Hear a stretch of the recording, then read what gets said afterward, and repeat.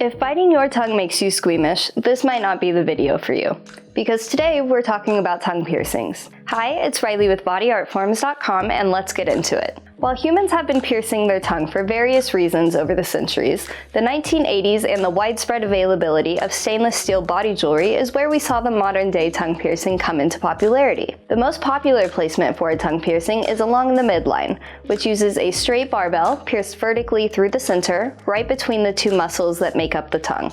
A double piercing, often referred to as a venom, uses two straight barbells next to each other and pierced vertically through the tongue. The frenulum piercing goes through, the frenulum. That's the little web of skin under your tongue.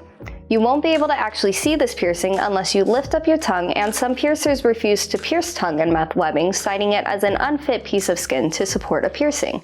We must of course mention the horizontal or snake eyes piercing and why it's not recommended.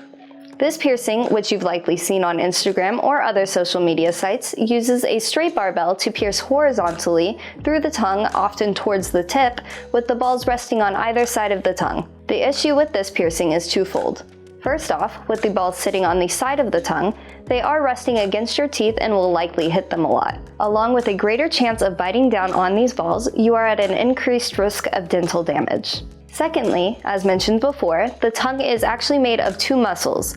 A horizontal piercing not only goes through both muscles, but attaches them together via the bar. This will result in restricted movement of your tongue and potentially pulling or tearing of those muscles.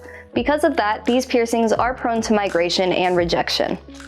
The jewelry used for tongue piercings will be a straight barbell and not much else. It's also important that those barbells are threaded, as threadless ends have a high risk of being pulled out and swallowed when they're worn in your mouth. When you get pierced, your piercer will use a barbell longer than what you will need once healed to accommodate swelling, as our tongues like to swell up even more than other parts of our bodies when injured. Sorry, but you will sound a little funny for a while until that swelling goes down.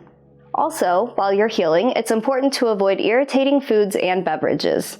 That includes anything overly acidic, citrusy, or spicy.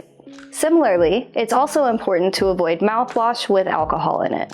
Not only can alcohol-based mouthwash cause further irritation to your fresh piercing, but it's not good for your jewelry either. Fortunately, our mouths like to heal quickly, meaning the healing time will be mercifully short compared to some other piercings, usually needing just a month or two. Do be aware that, as with any oral piercing, you run the risk of damage to your teeth.